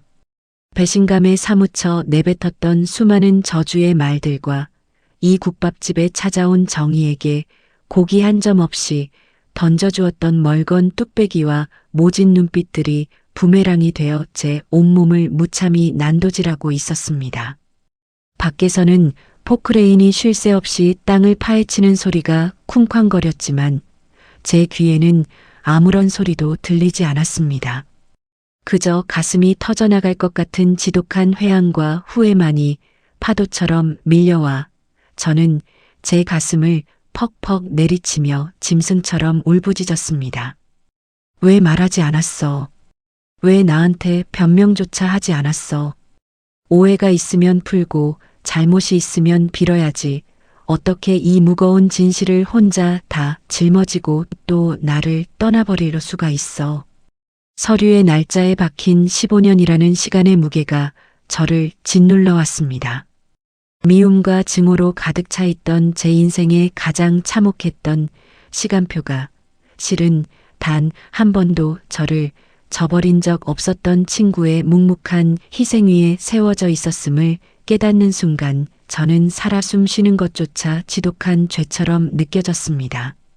텅 빈 식당 안에는 제가 토해내는 비통한 울음소리만이 끝없이 메아리치며 맴돌고 있었고 제 무릎 위로 떨어진 서류 뭉치는 저희 오해와 어리석음을 비웃듯 시리도록 하얗게 빛나고 있었습니다.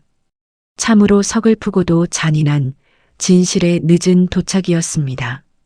밤새 단 한숨도 눈을 붙이지 못한 채 손에 쥐어진 빳빳한 등기 서류만 미친 사람처럼 노려보며 뜬 눈으로 새벽을 맞이했습니다. 창밖으로 희뿌연 여명이 밝아오고 골목 어귀에서 다시 포크레인의 육중한 엔진 소리가 심장을 때리듯 울리기 시작했지만 제 귀에는 아무런 소리도 들리지 않았습니다. 오직 서류 귀퉁이에 찍혀있던 법무사 사무실의 이름과 주소만이 머릿속을 빙빙 맴돌 뿐이었죠. 세수를 할 생각도 헝클어진 머리를 빗을 생각도 하지 못한 채 저는 전날 입고 있던 구겨진 겉옷을 그대로 걸쳐 입고 홀린 듯이 밖으로 나섰습니다. 시내 중심가에 위치한 그 법무사 사무실로 향하는 버스 안에서 저는 무릎 위에 올려둔 가방을 두 손으로 생명줄이라도 되는 양 꽉 부여잡고 있었습니다. 덜컹거리는 차창 밖으로 스쳐 지나가는 무심한 풍경들을 바라보며 제 속에서는 수만 가지의 생각들이 파도처럼 밀려왔다 부서지기를 반복하고 있었거든요. 정의가 나를 조롱하기 위해 파놓은 덫일지도 모른다.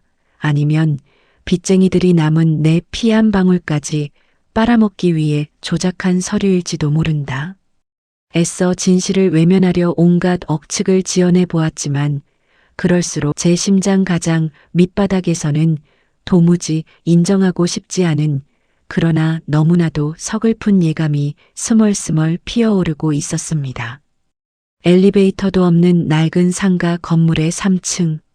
정도 법무사라는 낡은 금장 현판이 붙은 무거운 유리문을 밀고 들어설 때 저는 도살장에 끌려온 짐승처럼 온몸을 바들바들 떨고 있었습니다. 훅 하고 끼쳐오는 오래된 종이 냄새와 서늘한 에어컨 공기가 폐부를 찌르듯 들이닥쳤지요. 제 남루한 행색과 금방이라도 쓰러질 듯 창백한 얼굴을 본 직원이 놀라 다가왔지만 저는 말라붙은 입술을 달싹이며 제 이름 석자가 적힌 그 등기 서류를 덜덜 떨리는 손으로 내밀 뿐이었습니다. 잠시 후 덥수룩한 백발에 안경을 쓴 지긋한 연배의 법무사님이 저를 안쪽의 조용한 상담실로 안내했습니다. 가죽 소파에 엉덩이를 걸치고 앉았지만 다리에 힘이 풀려 자꾸만 몸이 아래로 속절없이 무너져 내리는 것만 같았어요.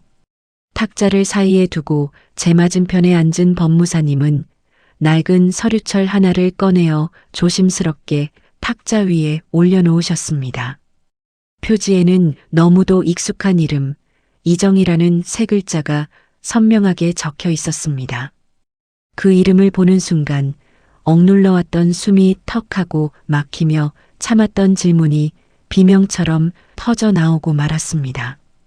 법무사님, 대체 이게 다 무슨 소리입니까? 내 이름으로 된 땅이라니요. 15년 전에 그 여자가 내 돈을 다 훔쳐서 도망가기 직전에 이 땅을 내 이름으로 돌려놨다니요. 이게 무슨 흉악한 장난입니까? 나한테 빚을 지우려고 작정을 한 겁니까? 아니면 나를 말려 죽이려고 환장을 한 겁니까? 목에 핏대를 세우며 악을 쓰는 제 목소리는 짐승의 쇳소리처럼 갈라져 있었습니다.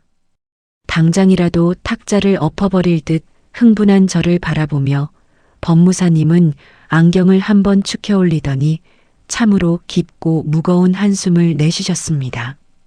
그 한숨 소리에 담긴 묘한 연민과 슬픔이 제 가슴을 철렁 내려앉게 만들었지요. 법무사님은 깍지 낀 손을 무릎 위에 조용히 내려놓으며 아주 느리고 차분한 목소리로 15년 전에 그 끔찍했던 진실을 하나둘 풀어놓기 시작하셨습니다. 명숙 씨, 정희 씨는 명숙 씨의 돈을 훔쳐서 달아난 게 아닙니다.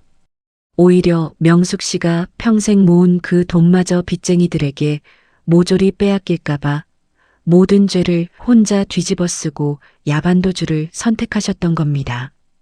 그 첫마디를 듣는 순간 둔탁한 망치로 정수리를 세게 얻어맞은 것처럼 눈앞이 번쩍하며 세상이 하얗게 전멸했습니다. 무슨 소리냐고, 그게 대체 무슨 미친 소리냐고 따져 물으려 했지만 혀가 굳어버려 단 한마디의 음성도 밖으로 새어나오지 않았습니다. 법무사님의 설명은 잔인할 만큼 상세하고 참혹했습니다. 15년 전 정희는 평소 친형제처럼 믿고 따르던 지인의 부탁을 거절하지 못해 거액의 사업 자금 연대 보증을 서주었다고 했습니다. 하지만 그 지인은 곧바로 돈을 챙겨 해외로 도주해버렸고 고스란히 그 천문학적인 빚더미는 연대보증인인 정희의 어깨 위로 쏟아져 내린 것이었죠. 매일같이 조폭 같은 사채업자들이 칼을 들고 찾아와 협박을 일삼았고 정희는 자신이 운영하던 한복집은 물론이고 동업자인 제 몫의 보증금과 우리가 모아둔 갯돈마저 모조리 그들의 손에 넘어가게 될 것이라는 끔찍한 사실을 깨달았다고 했습니다. 동업자라는 이유만으로 저까지 그 지옥 같은 사체의 늪으로 끌고 들어갈 수는 없었던 정희는 결국 상상조차 할 수 없는 극단적인 결심을 하게 된 것이었습니다. 가게의 보증금을 미리 빼내고 갯돈 통장을 해지하여 남은 현금을 모조리 긁어모은 정희는 빚쟁이들이 냄새를 맡기 전에 그 돈으로 가장 외곽에 있는 볼품없는 폐과수원 땅을 제 이름으로 몰래 사들였습니다. 명의가 제 앞으로 되어 있으니 빚쟁이들이 함부로 건드릴 수 없을 것이란 계산이었지요. 그리고 정희는 저에게조차 그 사실을 철저히 비밀로 한 채 자신이 모든 돈을 들고 튄 파렴치한 사기꾼인 것처럼 위장하여 홀로 그 무서운 사채업자들의 추적을 피해 한밤중에 도망을 친 것이었습니다. 제가 분노에 차서 정의를 저주하며 주방의 불판을 닦아나가던 그 15년 동안 정의는 쫓기는 짐승처럼 전국을 떠돌며 식당 뒷방과 비닐하우스를 전전하다 결국 그 무서운 사채업자들에게 붙잡혀 상상도 못할 모진 구타와 고초를 겪어야만 했다고 했습니다. 제 명의를 지켜주기 위해, 저의 노후를 지켜주기 위해 제 친구는 자신의 온 인생을 짐승의 아가리 속으로 기꺼이 던져 넣었던 것입니다. 사건의 공소시효와 채권 추심 기간이 완전히 끝날 때까지 절대 명숙 씨에게 이 땅의 존재를 알리지 말아 달라고 제게 신신당부를 하셨습니다. 혹여라도 명숙 씨가 위험해질까 봐요. 이제 그 기간이 모두 끝났고 마침 그 땅에 재개발이 들어가게 되면서 서류를 정리해 명숙 씨 앞으로 보내드리게 된 겁니다. 저는 숨을 쉴 수가 없었습니다. 꺽꺽거리는 기괴한 소리만 목구멍을 긁으며 튀어나올 뿐 눈물조차 흐르지 않는 극도의 충격 속에서 제 몸은 마비된 것처럼 뻣뻣하게 굳어버렸습니다. 15년. 그 지독하게 길었던 15년. 나는 내가 남긴 빚을 갚으며 손등이 갈라지도록 국밥을 퍼날랐다고, 내 청춘을 다 바쳤다고 억울해하며 너를 죽일 듯이 미워했는데, 내가 겪은 고통은 내가 짊어진 생지옥에 비하면 그야말로 티끌만도 못한 투정에 불과했다는 사실이 저를 갈기갈기 찢어놓고 있었습니다.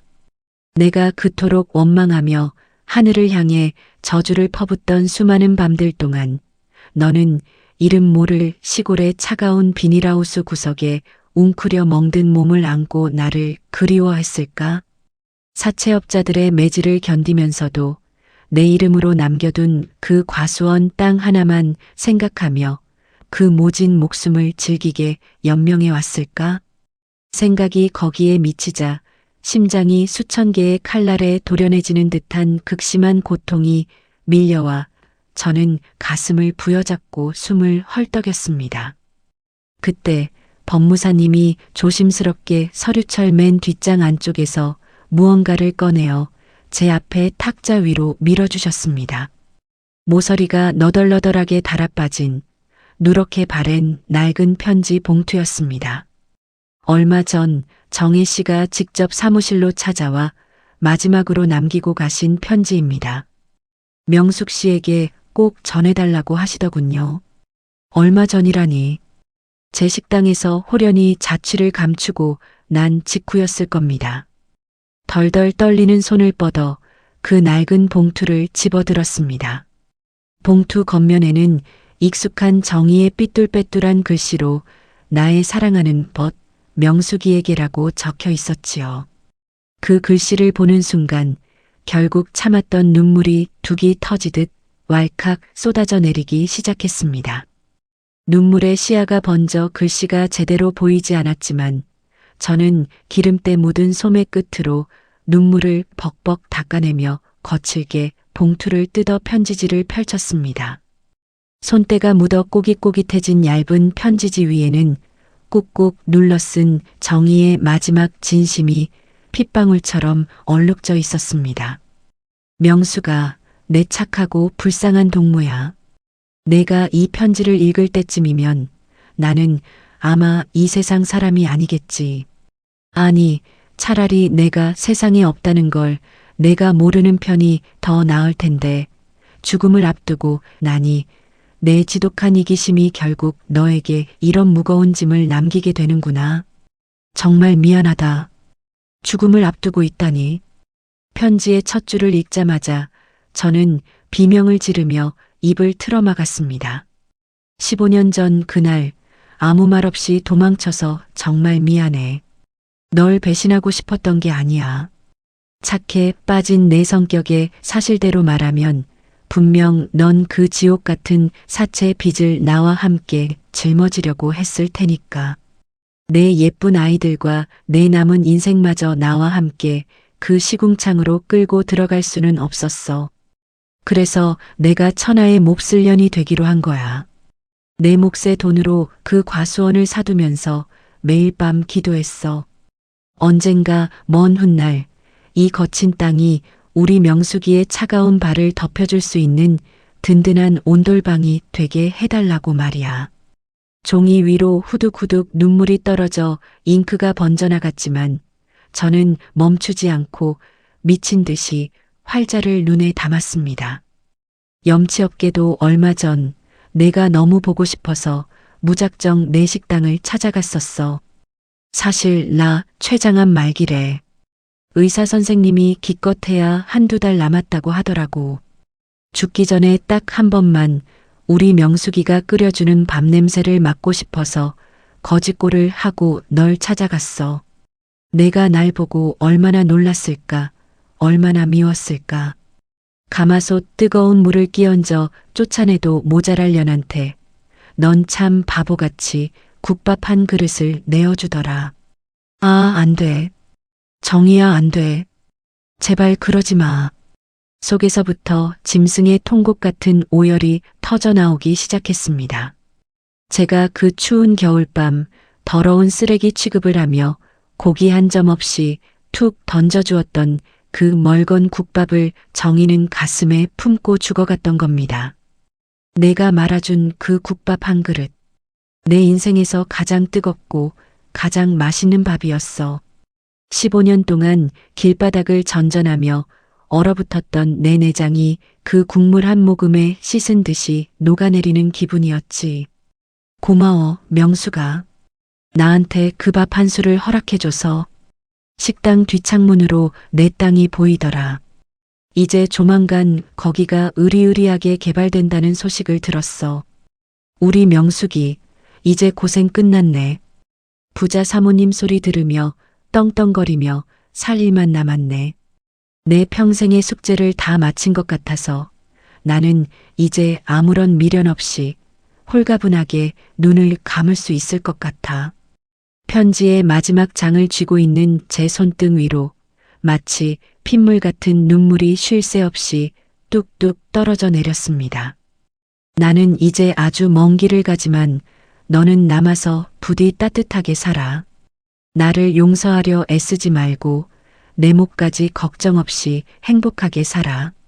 내 사랑하는 친구 명수가.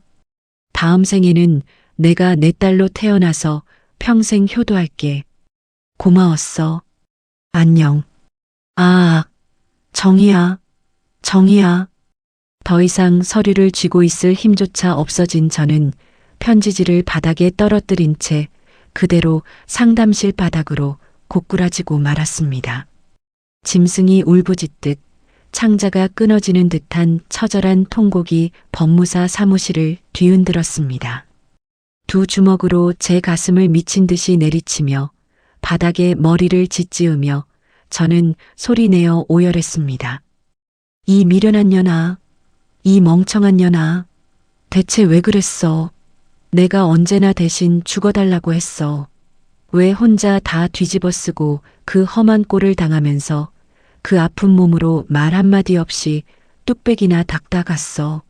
내가 너한테 무슨 짓을 했는데 내가 고기 한 점 안 얹어준 그 멀건 국물을 주면서 얼마나 모진 소리를 퍼부었는데 가슴 한가운데가 시퍼런 칼날로 난도질 당하는 것처럼 끔찍하게 아파왔습니다.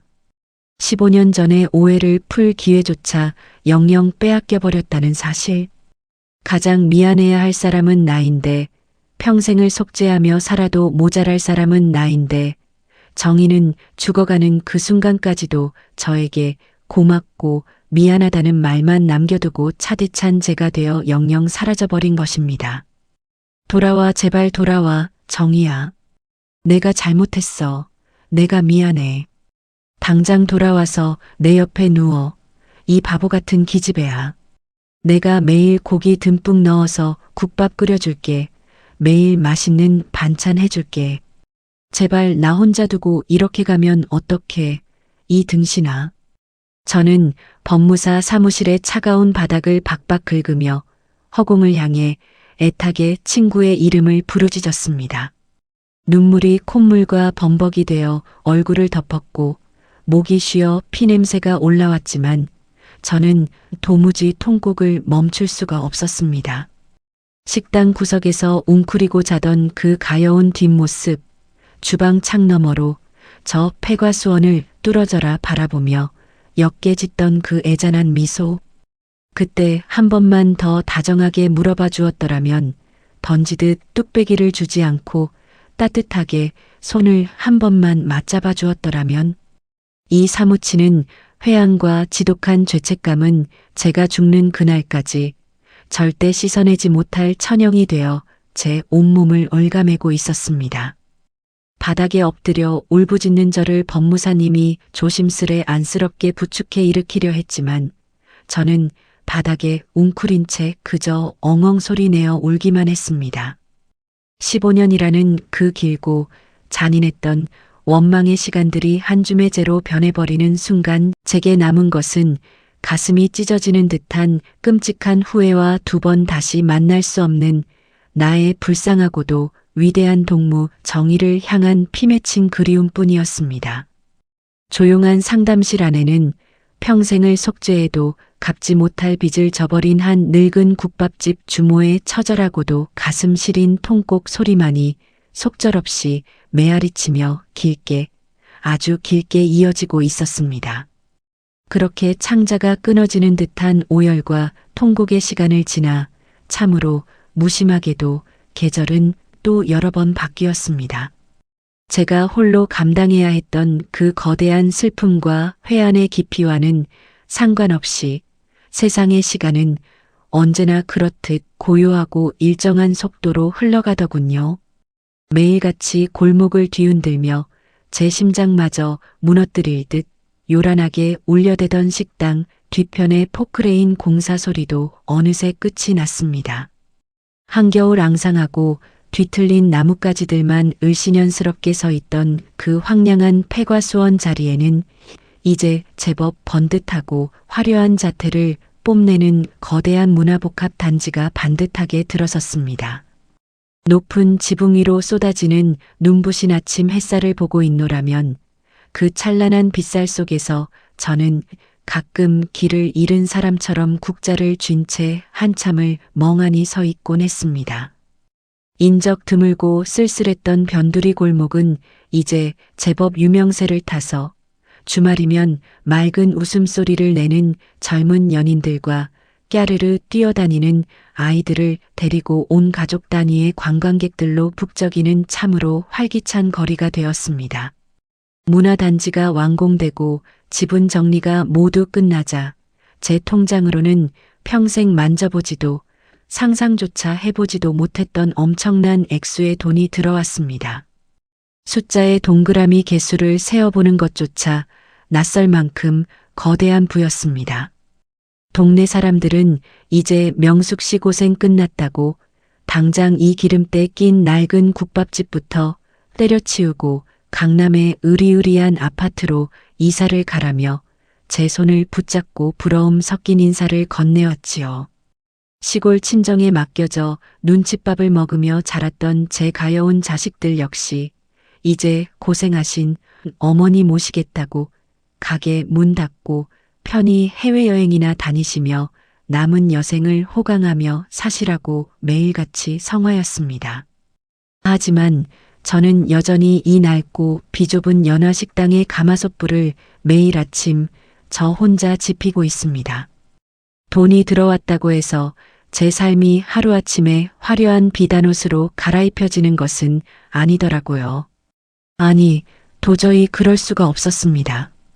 내 통장에 찍힌 그 무거운 숫자들이 단순한 돈이 아니라 내 사랑하는 동무 정희가 15년 동안 온몸에 뼈가 으스러져라 쫓기고 매를 맞으며 피를 토하듯 지켜낸 목숨 값이라는 것을 너무도 뼈저리게 잘 알기 때문입니다.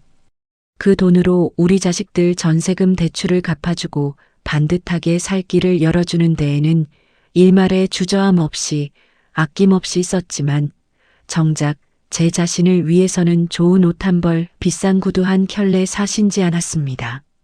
그저 이 조용한 식당에 남아 정희가 생의 마지막 순간에 찾아와 머물렀던 이 낡은 공간을 매일매일 쓸고 닫는 것. 그것만이 제가 그 가여운 친구에게 해줄 수 있는 유일한 속죄이자 제 삶을 지탱해주는 가장 평안하고 눈물겨운 일상이 되어버렸으니까요.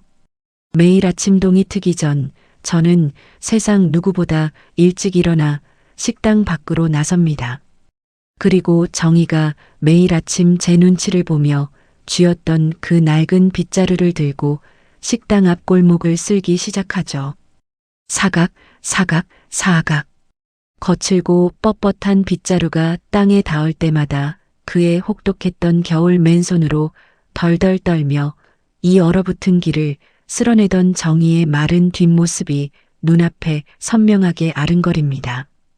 그때는 그 뒷모습이 그토록 밉고 꼴 보기 싫어서 당장 쫓아내고만 싶었는데 지금은 바닥을 스치는 저 빗자루 소리가 마치 정희가 제 곁에서 다정하게 말을 건네는 것처럼 포근하고 위안이 되곤 합니다.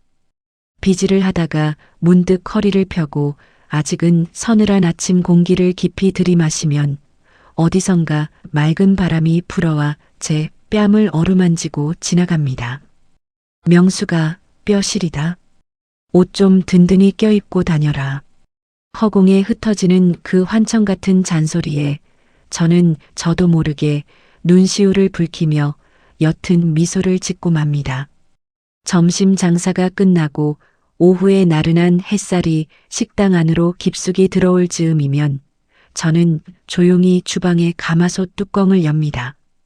그리고 하루 중 가장 경건한 마음으로 국밥 한 그릇을 토렴하기 시작하죠. 15년 전에 도끼를 품고 귀찮다며 거칠게 멀건 국물만 부어내던 예전의 제가 아닙니다. 아주 천천히 시장에서 가장 좋은 부위로만 골라온 고기를 듬뿍 썰어 넣고 뽀얗게 우러난 진국 육수를 여러 번 부었다 따랐다 하며 참으로 오랜 시간 정성을 다해 밥알을 데워냅니다.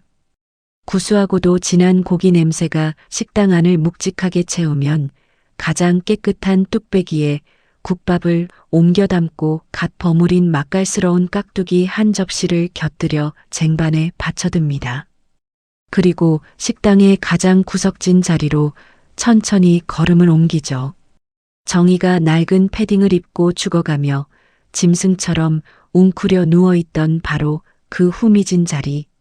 이제는 차가운 시멘트 바닥 대신 제가 손수 닦아 윤이 나는 낡은 나무 탁자 위에 저는 국밥이 담긴 뚝배기를 조심스레 내려놓습니다.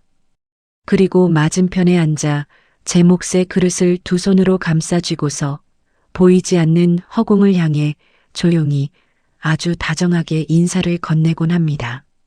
정희야, 밖이 제법 따뜻해졌다. 우리 식당 앞 골목에도 벌써 노란 산수유꽃이 폈어. 너 산수유 참 좋아했잖아. 대답 없이 고요한 허공이지만 저는 이 시간이 하루 중 가장 기다려지고 가슴이 몽글몽글해집니다. 내가 준 땅에 지은 저 큰 건물들 말이야. 사람들이 얼마나 많이 구경을 오는지 몰라. 덕분에 우리 국밥집도 주말이면 손님이 바글바글해서 내가 요새 허리 아파 죽겠다니까. 아, 참. 우리 큰애가 이번에 진급을 했어. 둘째는 저 닮은 예쁜 딸내미를 낳아서 나한테 안겨줬지 뭐야. 애들이 나보고 다 복받은 할머니래. 이게 다 내가 피눈물 흘리면서 지켜준 그 따뜻한 땅 덕분이야. 참 고맙다, 정희야. 잊지 않고 잘 살게. 이야기를 털어놓다 보면 어느새 목이 꽉 메어와 저는 말을 멈추고 뜨거운 국물을 한 모금 깊이 삼켜냅니다. 내가 첫날 너 찾아왔을 때 말이야. 염치도 없이 뜨거운 국물만 가득 부어서 소리치면서 줬잖아. 고기 한 점 없이 그 뜨겁고 멀건 뚝배기만 거칠게 내동댕이 쳤는데 너는 그게 10년 만에 먹어본 가장 따뜻한 밥이라고 평생 먹은 밥 중에 제일 맛있다고 했지. 이 미련하고 바보 같은 기집애야. 오늘은 고기도 제일 좋은 놈으로만 듬뿍 썰어 넣고 내가 좋아하는 깍두기도 맛있게 무쳤으니까 천천히 먹어. 입술 데이지 않게 호흡 불어서 아주 달게 먹어라. 비록 뚝배기 위로 아른거리는 하얀 김 너머의 정희의 모습은 보이지 않지만 제 마음속 깊은 곳에 시퍼렇게 멍들어 있던 15년 묵은 얼음덩어리는 이제 흔적도 없이 참으로 따뜻하게 녹아내렸습니다.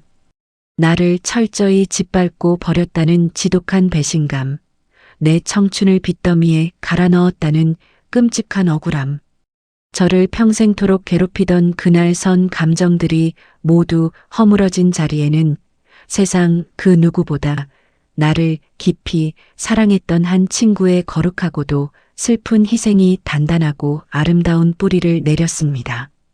세상 사람들은 저를 보고 말년에 운이 트여 돈벼락을 맞은 주모라고 수군거리지만 제가 진짜 부자가 된 이유는 통장에 찍힌 그 화려한 숫자들이 아닙니다. 내 생에 이토록 나를 아끼고 나를 위해 기꺼이 지옥불로 걸어 들어간 진실하고 눈물겨운 인연이 존재했다는 사실. 15년이라는 그 끔찍한 단절의 시간 속에서도 우리 두 사람의 마음을 잇는 보이지 않는 끈은 단 한 번도 끊어진 적이 없었다는 그 찬란한 깨달음 하나만으로도 저는 세상 그 누구보다 배부르고 충만한 사람이 되었거든요. 어느덧 주방 창 너머로 뉘엿뉘엿 해가 기울어가고 식당 안으로 부드럽게 스며든 노란 석양빛이 정의의 빈자리를 그리고 덩그러니 놓인 뚝배기를 따뜻하게 감싸 안습니다. 정의야, 오늘따라 고기 국물이 참 눈물나게 구수하다. 빛바랜 시간 속에서 곱게 한복을 차려입고 환하게 웃으며 저를 향해 손을 흔들던 젊은 날의 정의 얼굴이 아스라이 겹쳐 보입니다. 살면서 누군가를 죽이고 싶을 만큼 사무치게 미워하고 원망했던 그 길고 고통스러웠던 시간조차 결국은 이렇게 눈물겹도록 깊고 시린 사랑의 크기를 온전히 깨닫기 위한 조물주의 아픈 안배였던 걸까요? 내가 내게 주고 간 이 넉넉한 자리, 그리고 가슴 미어지도록 따뜻한 이 온기. 내가 눈 감고 내 곁으로 가는 그날까지 이 가마솥 영원히 불 끄지 않고 묵묵히 아주 다스하게 지켜낼게. 그러니 이제는 쫓기지 말고 춥지 말고 아프지도 말고 거기서는 푹신한 이불 덮고 편안하게 푹 쉬어라. 내 착하고 예쁜 동무야. 조용한 국밥집 안 벽시계의 낡고 둔탁한 초침소리가 마치 제 상처받은 마음을 토닥여주는 다정한 심장 박동처럼 평화롭게 울려 퍼집니다. 제 인생을 핥히고 지나간 그 혹독했던 겨울은 참으로 길고 춥고 무서웠지만 마침내 돌고 돌아 제 곁에 안착한 이 늦은 봄날의 다정한 온기는 두 번 다시 식지 않을 것입니다. 온갖 시련 속에서도 결코 그 진한 맛을 잃지 않은 채 모락모락 희망의 김을 피어 올리고 있는 제 앞에 따뜻한 국밥 한 그릇처럼 말입니다.